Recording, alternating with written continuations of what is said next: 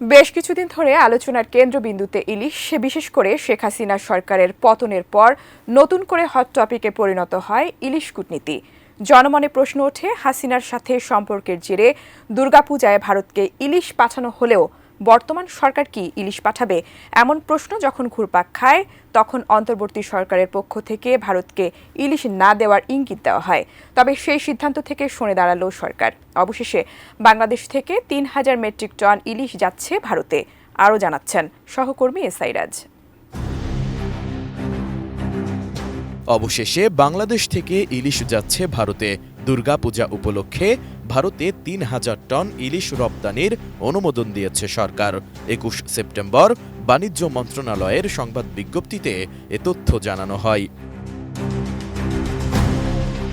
বিজ্ঞপ্তিতে বলা হয়েছে, আসন্ন দুর্গাপূজা উপলক্ষে ভারতে ৩,০০০ টন ইলিশ মাছ রপ্তানির অনুমোদন দিয়েছে বাণিজ্য মন্ত্রণালয়।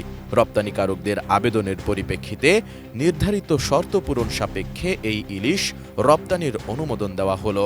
পাশাপাশি সংশ্লিষ্ট আবেদনকারীকে প্রয়োজনীয় কাগজপত্র সহ আগামী ২৪ সেপ্টেম্বর দুপুর ১২টার মধ্যে বাণিজ্য মন্ত্রণালয় বরাবর আবেদন করতে বলা হয়েছে। তবে যারা আগেই আবেদন করেছেন তাদের নতুন করে আবেদন করার প্রয়োজন নেই।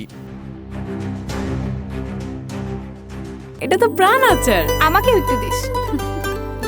ঠিক যেন ঘরের আচার, প্রাণ আচার।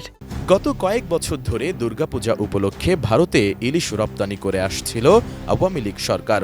পহেলা বৈশাখ আসার আগ দিয়ে ইলিশ মাছের দাম সাধারণ ক্রেতাদের নাগালের বাইরে চলে যায়।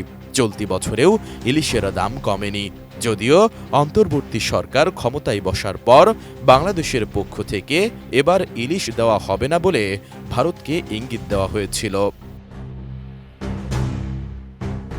এর আগে ৩ সেপ্টেম্বর বিকেলে সচিবালয়ে মৎস্য ও প্রাণী সম্পদ উপদেষ্টা ফরিদা আখতার বলেন, আমরা ক্ষমা চাচ্ছি, কিন্তু ভারতে কোনো ইলিশ পাঠাতে পারবো না। ইলিশ মাছটা একটা বিশেষ মাছ, যেটা একমাত্র বাংলাদেশে হয়। এটা রপ্তানির চাইতে বেশি আমাদের চেষ্টা করতে হবে দেশের মানুষ যেন ইলিশ মাছটা পায়, এবং সেটার দামটা অহেতুকভাবে বাড়ানো কোনো মতে যুক্তিসঙ্গত না, এবং দেশের মানুষকে না খাইয়ে বাইরে পাঠানো আমি কোনো মতে অ্যাপ্রুভ করি না। তো ফলে যদি সেটা রক্ষা করতে পারি, আমরা সবাই মিলে ইলিশ খেতে পারি, সেটা আমরা চেষ্টা করি। এমন অবস্থায় ভারতের পক্ষ থেকে ইলিশ পাঠানোর আবদার করে বাংলাদেশের কাছে চিঠি পাঠানোর খবর পাওয়া যায়। এক খবরে হিন্দুস্তান টাইমস জানিয়েছে, গত ৫ বছর ধরে ইলিশ আমদানি হয়েছে বাংলাদেশ থেকে। এবারও সেই রীতি মেনে ভারতে ইলিশ পাঠানোর জন্য বাংলাদেশ সরকারের উপদেষ্টা তৌহিদ হোসেনের কাছে আবেদন করেছে ফিশ ইম্পোর্টার অ্যাসোসিয়েশন।